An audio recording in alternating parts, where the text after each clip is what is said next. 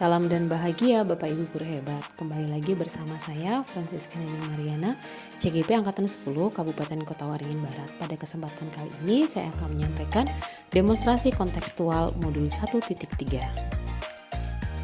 Materi yang akan dibahas pada kesempatan kali ini adalah rancangan dan tindakan perubahan berdasarkan tahapan Bagja. Tujuan pembelajaran khusus pada kegiatan pembelajaran kali ini, yang pertama, CKB mempraktekkan penerapan paradigma inquiry apresiatif untuk mengidentifikasi potensi diri dan membuat kalimat prakarsa perubahannya. Yang kedua, CKB menyusun Bagja menurut kalimat prakarsa perubahan diri yang telah dibuat untuk kemudian menjalankannya. Apa itu paradigma IA atau inquiry apresiatif? Adalah suatu pendekatan yang berfokus pada upaya kolaboratif untuk menemukan hal positif dalam diri seseorang atau orang lain dalam suatu organisasi, menggunakan prinsip utama psikologi positif dan pendidikan positif berfokus pada kekuatan yang dimiliki oleh setiap anggota, sehingga kelemahan-kelemahan yang ada menjadi tidak relevan lagi. Tahapan Bagja sendiri dalam inquiry apresiatif diawali dari B atau buat pertanyaan, kemudian A, ambil pelajaran, G, gali mimpi, J, jabarkan rencana, dan A, atur eksekusi. Visi saya sebagai guru penggerak mewujudkan murid yang berkarakter, bersemangat dalam belajar dan menguasai ilmu pengetahuan dan teknologi.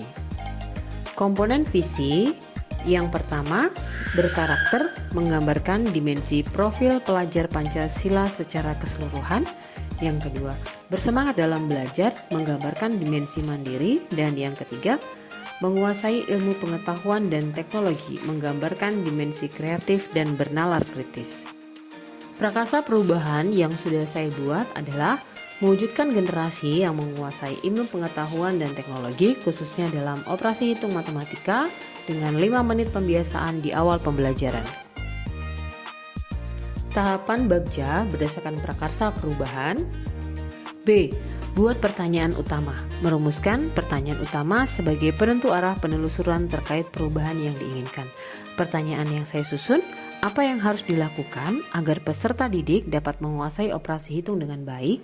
Yang kedua, apa hal positif yang dapat mendorong siswa untuk menjawab pertanyaan operasi hitung sederhana dengan cepat dan benar? Tindakan, terus mengingatkan pentingnya penguasaan operasi hitung, dan yang kedua, melakukan pembiasaan berhitung. A.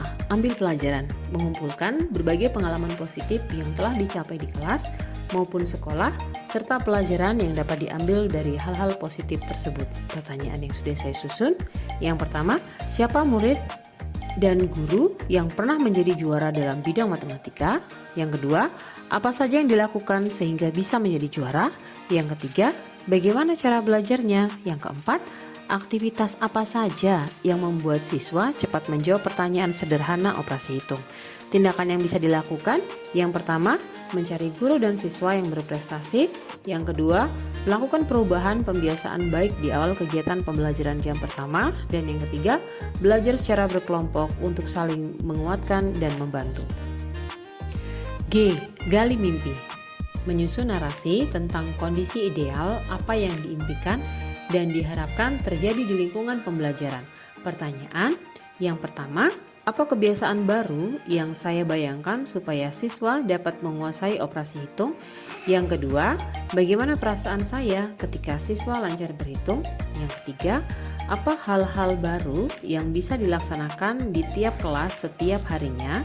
Tindakan yang bisa dilakukan, yang pertama, tidak bosan-bosannya untuk mengingatkan kembali dengan memberikan pertanyaan dengan harapan dengan terus diulang-ulang akan tersimpan dengan baik di memori mereka.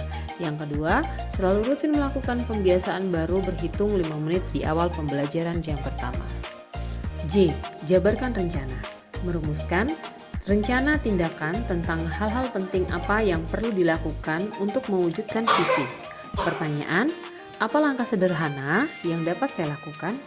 Yang kedua, apa terobosan yang akan saya lakukan untuk mewujudkan harapan tersebut? Tindakannya, yang pertama, berkoordinasi dengan kepala sekolah. Yang kedua, mensosialisasikan ke rekan sejawat, khususnya yang mengajar jam pagi. Yang ketiga, menyusun bahasan yang rutin akan disampaikan ke peserta didik. Atur eksekusi, memutuskan langkah-langkah yang akan diambil, siapa yang akan diajak untuk ikut terlibat, bagaimana strategi dan aksi lainnya untuk mewujudkan visi perlahan-lahan. Pertanyaannya, siapa yang bisa mengarahkan dan membantu saya dalam meningkatkan program ini? Yang kedua, siapa yang memantau kegiatan? Yang ketiga, kapan kegiatan akan dilakukan? Yang keempat, apa indikator keberhasilannya? Dan yang terakhir, apa rencana tindak lanjutnya? Tindakannya sendiri, yang pertama mengajak rekan guru untuk berkolaborasi dalam program ini. Yang kedua, membuat jadwal pelaksanaan program. Yang ketiga, membuat kriteria keberhasilan tahap demi tahap. Dan yang terakhir, melakukan refleksi terhadap kegiatan yang dilakukan. Demikian rancangan dan tindakan perubahan berdasarkan tahapan Bagja yang sudah saya buat. Terima kasih.